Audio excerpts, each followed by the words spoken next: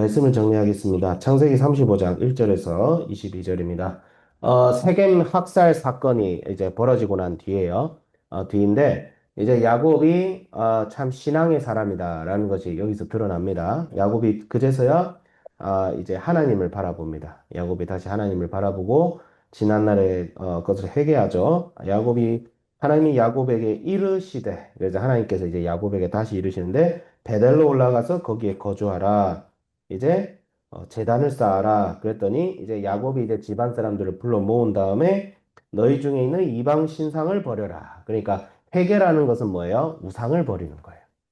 이방 신상이라는 건 뭐예요? 우리의 욕망과 욕심과 우리가 하나님을 떠나서 이 세상에 내 마음대로 살고 싶어 하는 그 모든 종류의 욕구들과 그렇게 추구하던 바와 행동들과 계획들과 이 모든 것을 상수리 나무 아래 묻어버리죠. 우상을 버리는 것이 회개다. 근데 이 회개는 한 번 한다고 되는 것이 아니라 항상 우리의 삶 속에 있어요. 우리의 삶은 사실 회개의 삶입니다. 우리의 신앙의 여정은요, 사실 회개의 여정이에요. 왜? 우리는 하나님 앞에 항상 바로 서 있어야 되지만 그렇지 못해요. 그래서 항상 죄를 짓고 그리고 넘어지고 근데 하나님께서는 반드시 우리로 하여금 회개할 수 있도록 우리의 손을 잡아주시고 일으켜 세워주세요. 그래서 우리 마음속에 성령이 있다는 것을 확신할 수 있는 두 가지 증거가 있는데 하나는 내가 예수님을 나의 주 나의 왕으로 고백한다는 것이고 첫 번째. 두 번째는 그 예수님의 말씀에 따라서 내가 죄를 지어도 다시 회개하고 주님 앞에 나아온다는 것이에요. 이 두 가지가 사실 성령의 역사이고 성령이 내 마음속에 계시고 하나님께서 은혜를 주셨기 때문에 그것이 가능한 거예요, 사실. 우리는 우리의 의지로 결코 회개하지 않습니다. 그런 것이죠. 근데 야곱이 그렇게 하고 있죠. 야곱이 그렇게 하고 있고, 이방 신상을 버리고, 귀고리도 버리고, 이 이방 신상이 얼마나 귀한 거예요. 돌로만 만든 게 아니고, 귀고리 정도면 이제 금이에요, 금. 보석들을 묻어뒀어요. 이 아까운 거를. 나 같으면 이걸 버리지 않고 그거 좀 녹여가지고 재활용했을 텐데. 안 아까워? 이거 뭐, 야, 우리도 컴퓨터 그냥 안 버리고 중고, 그 당근마켓에 팔잖아. 이것도 당근마켓에 팔면 되지 않았을까? 근데 어쨌든 그냥 막 버리죠. 네, 막 버립니다. 그 정도로 철저한 자기 결단이 있는 거죠. 그리고 이제 베델에 이르러서 그곳에 제단을 쌓고 이제 하나님께서 나타나셨다라고 하는데 이상하게 8절에 리브가의 유모 드보라의 죽음이 나옵니다. 이 드보라는 이제 사사 드보라하고 이름이 좀 같네요. 참 희한하게도. 근데 어쨌든 유모가 죽었다. 이게 도대체 무슨 말일까? 저는 이렇게 해석이 됩니다. 야곱이 처음 라반으로 떠나갔을 때 리브가가 자신의 유모였던 드보라를 같이 자기 아들에게 보냈을 것 같아요. 이 드보라는 제가 봤을 때는 아브라함이 총애하는 그 종이 있죠. 리브가를 데려온 종. 그 종 정도의 위치에 있는 사람이었지 않았을까? 그럼 이 드보라의 역할은 무엇일까? 제 생각인데 야곱의 신앙 멘토였을 것 같아요. 예, 야곱의 신앙의 영적 멘토였을 가능성이 굉장히 높습니다. 예, 이분이 돌아가셨다. 그래서 장사를 지냈다는 말은 뭐예요? 야곱이 비로소 하나님 앞에서 단독자로 서게 되었다. 예, 야곱이 이때까지는 누군가의 조언과 누군가의 가르침에 따라서 하나님을 이제 소통을 하던 사람이었다면 이제는 직접 하나님 앞에 선 단독자가 되어야 된다.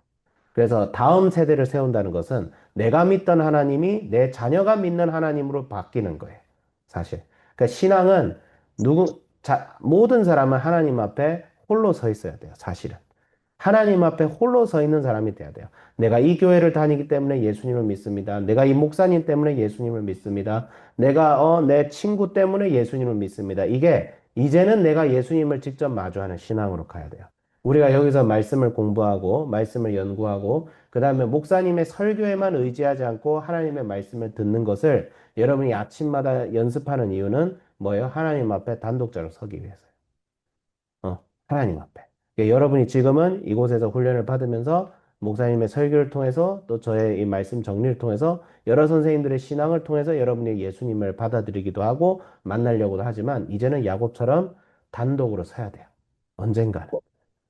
그러기 위해서 기도하고 말씀 읽고 하나님이 부모님 떠나서 부모님이 교회를 안 다닌다 이런 거 떠나서 내가 기독교 학교를 다닌다 안 다닌다를 떠나서 하나님 앞에 홀로 서 있는 신앙 그런 주체적인 신앙 그런 독립적인 신앙이 있어야 돼요. 그 독립적인 신앙이 있는 사람이 공동체적 신앙, 교회 안에서의 신앙도 더 건강하게 세울 수 있는 거예요. 네, 그런 신앙이 돼야 됩니다. 그런 신앙이 돼야 되고, 그래서 이제 리브가의 유모 드보라가 이제 돌아가셨죠. 참 큰 역할을 하신 거예요. 어, 그 다음에 9절에 다시 돌아오니까 하나님 야곱에게 나타나서 그에게 복을 주시는데 10절 뭐라고 하죠? 너의 이름은 이제 뭐다? 이스라엘이다. 이스라엘은 뭐야? 하나님이 싸우신다. 네, 하나님이 싸우신다. 11절은 뭐야? 그에게 일세 나는 전능한 하나님이라 생육하며 번성하라. 한 백성과 백성의 총회와 이게 뭐예요? 교회예요, 교회. 백성의 총회는 하나님의 총회죠, 교회예요. 총회라는 것은 모임이란 뜻입니다. 모임. 예. 그리고 내게서 나오고 왕들이 내 허리에서 나오리라. 이스라엘의 이제 왕국이 나왔을 때고 이제 땅을 아브라함과 이삭이 준 땅을 내게서 주고 내가 내 후손도 그 땅을 주리라. 이게 무슨 말이에요? 아브라함에게 하셨던 약속이 이제 야곱에게도 그대로 적용이 됩니다. 이미 됐었어요. 근데 하나님께서 이 언약을 다시 확증하시는 거예요. 우리 하나님 특징이 반복하는 걸 좋아하세요. 그래서 중요한 내용은 계속 반복하십니다. 계속. 아브라함에게 했던 약속, 이삭에게도 하시고, 이삭에게도 했던 약속, 야곱에게도 하시는 거죠. 계속 반복하십니다. 그래서 야곱이 기둥을 세웁니다. 전제물을 붓고, 전제물을 부었다는 것은 기름과 술을 부었다는 거죠. 그래서 기둥을 세웁니다. 그래서 그곳을 베델이라고 하고, 그 베델이, 지금도 우리에게, 존재하죠. 즉, 그 베델이, 기둥이 존재하는지 모르겠어. 그랬고, 이제 16절에 갑자기 또 사건이 벌어져요. 이게 약간 에피소드가 여러 가지가 겹쳐져 있어요. 라헬이 죽습니다. 야곱이 가장 사랑했던 아내, 그리고 요셉의 어머니였던 라헬이 죽으면서 베냐민을 낳죠. 베냐민을 낳는데 너무 고통 속에 있으니까 베노니라고 처음에는 불렀어요. 베노니, 슬픔의 아들이다. 근데 아버지는 그 이름을 베냐민이라고 부르죠. 오른손의 아들이다. 아들 중에 아들이다. 그래서 야곱이 베냐민을 굉장히 귀하게 여겼던 기억이 납니다. 그래서 라헬이 죽으니까 베들레헴 길에 장사되었다. 그래서 묘비를 세웠더니 라헬의 묘비다. 라헬의 죽음은 우리에게 도대체 시사하는 바가 무엇일까? 어, 시사하는 바가 무엇일까? 라헬의 죽음 뒤에 무슨 뭐가 나와요?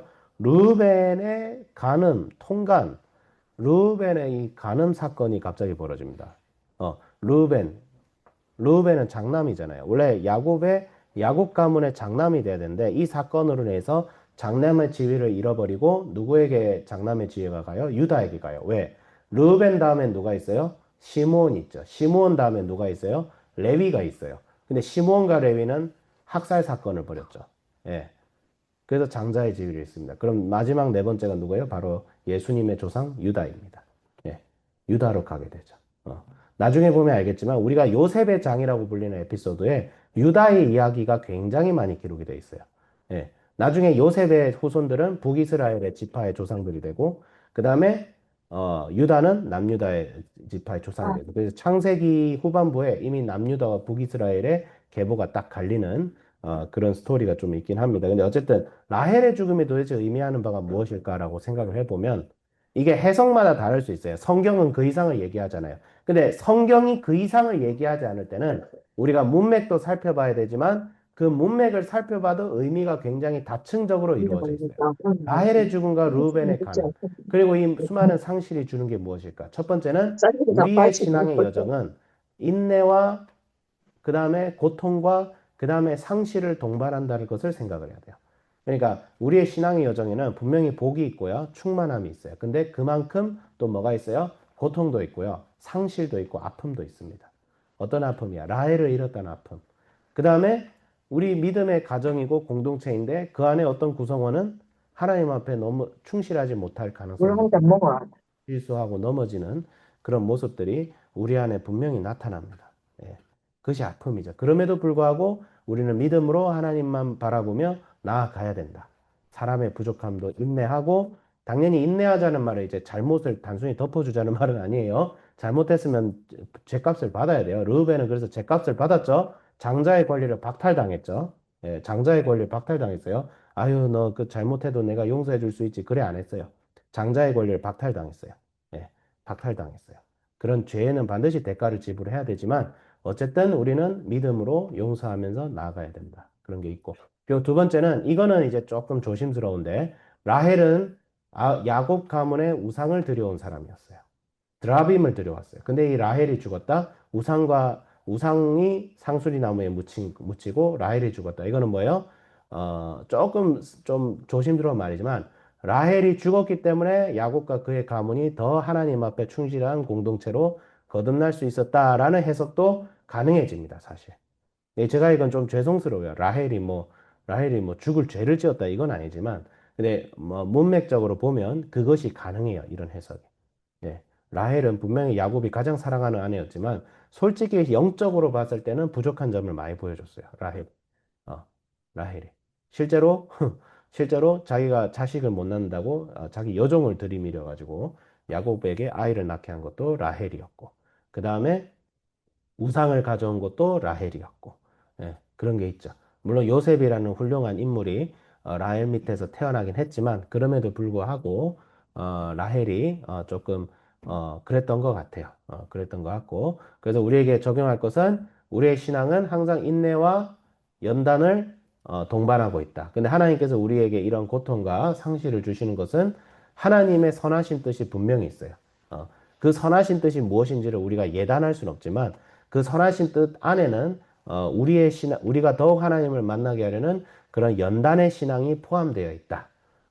포함되어 있다. 근데 제가 근데 이런 교훈은 각자가 적용해야지, 이거를, 예를 들어서 가족을 잃은 사람한테 그렇게 함부로 얘기하면 절대로 안 돼요. 우리의 역할은 그 사람을 위로해주고 그 고통의 자리에서 함께 우는 것이고, 다만 하나님 앞에 선 단독자로서 우리는 이렇게 적용을 할 수가 있다라고 우리가 마무리를 하면 될 것 같습니다. 자, 시간이 너무 지나서 기도하겠습니다. 거룩하신 하나님 아버지 감사합니다. 야곱의 신앙과 그 믿음의 여정을 통해서 우리는 회개해야 되고 회복돼야 되고 아픔과 상실도 인내하며 주님이 주시는 복 주심과 위로하심을 바라봐야 될 줄 믿습니다. 주여, 우리가 하나님 앞에 각자 충실하게 서 있어서 주님, 우리가 더욱 주님 앞에 복받는 자가 되게 하여 주시고 인내할 수 있는 자가 되게 하여 주시고 세상의 온갖 이런 소문 저런 소문에 흔들리지 않고 주님 바라보며 마음의 평안을 놓치지 않는 그런 저희들 되게 하여 주시옵소서. 감사드리며 예수님의 이름으로 기도드립니다. 아멘.